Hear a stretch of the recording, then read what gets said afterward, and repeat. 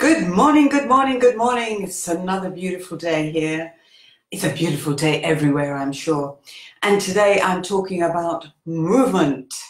To move or not to move on stage? This is the question. Now, it came up over the weekend. It came up over the weekend because I attended a 3-city Toastmaster event. It was a contest, the usual spring contest. And I delivered a speech, and I was also a judge in the English and Spanish contest. And one of the big criteria is about body language, posture, gestures, facial expressions, to move or not to move. Now, I would say that practically everybody who gets up on stage does some movement of some kind. And whether you shuffle to the left and then a shuffle to the right, whether you pace up and down, whether you just jig around and move your hands or make facial expressions, all of these count as body language, movement. And the question today is, does movement enhance or does it distract? Oh, I love those hearts. Put those hearts in, put those thumbs in, let me know you're there. Whether you're watching the replay or you're catching me now, join in, please. This is an important topic. Do you move or don't you move on stage? Because in many, many situations as a speaker, in a TEDx talk, for example, I know many of you are looking out to do that, you have this red carpet and you can't move outside that carpet. In a TEDx talk, this is one of the rules for the video, for the lighting, and whatever other thing they made up about it. In Toastmasters, you have specific time limits and very often a stage size as well. So you're limited. You have time on your ticking in your head and the nerves, and all these play a part in whether you move or whether you don't move. Louise as well. That's nice. Good morning. So all these things make a difference when you're making your presentation. You know, one of the things I found is that, especially in Toastmasters, if you move too much, they'll tell you you're moving too much. If you don't move, they'll tell you you're not moving. So it's very difficult to get that balance right. And one of the things that always plays up are your nerves. You know, when you're nervous, you tend to talk faster. But here are some things that we can all do, you know, to get better at speaking up and feeling relaxed, and whether we move or we don't move enough on stage. So what is it that you do? What do you think? Let me know in the comments below. Do you think movement when you're speaking in public enhances or distracts? Now don't put it all depends, because we know it depends. But let me know what you think. What for you works? Are you good at the body language? Do you need more help with body language? Are you a person that struts around from left to right and you want to cool down a little, calm down and center yourself? How does that work for you? What's important for you? Let me know in the comments below. Go on. Now, I personally like to be center front stage, especially if it's a small audience. I like to come to the front so that I can see everybody. My movements can be embracing to everybody. They see me better, they see my expressions better, and I avoid that ugly overhead lighting that's coming down right on top of my nose. So these are small things, but they all add up to making your performance on stage more engaging. After all, it's about close connections, close communications, close encounters. You know, we're there on stage to connect with our audience. Now, when I get on stage, I have, you know, and it's a small stage, I like to do the eye contact thing. And I think this is a really good technique because it does slow you down, it calms you down, and you are also paying attention to your audience. So it's called the 3 to 5 second look. And what you do is you focus on somebody in the audience and you give them 1, 2, 3, 4, 5 seconds. You look at them and then you change direction and you look at somebody else for 1, 2, 3, 4, 5, up to 5 seconds, and then you move to somebody further back. And you keep moving your eyes around to different people in the audience.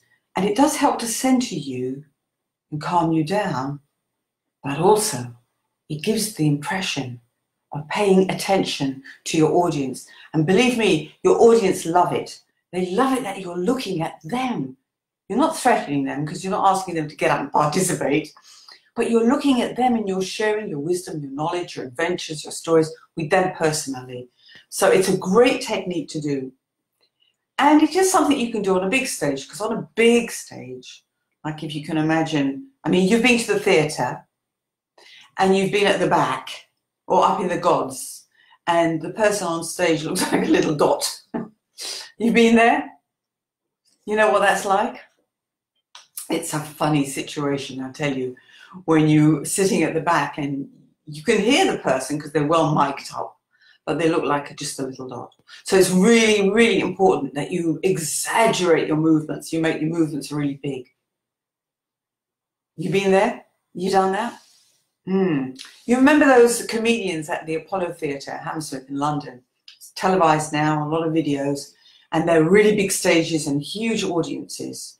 They move. They move about from one side of the stage to the other. Some of them go sideways, some of them just go front ways, but they move because they know they have to engage a really massive audience. And their movements are big, exaggerated even. They have to, otherwise the people at the back can't see anything. So remember that when you're on stage, on a really big stage, because you'll get there. You know, you have to exaggerate your movements, and you can still do that 3 to 5 second eye contact. You pick somebody, even if you can't see them because you've got lights in your eyes, you can still focus on different people in your audience by doing that glance, that look, because those things are really important.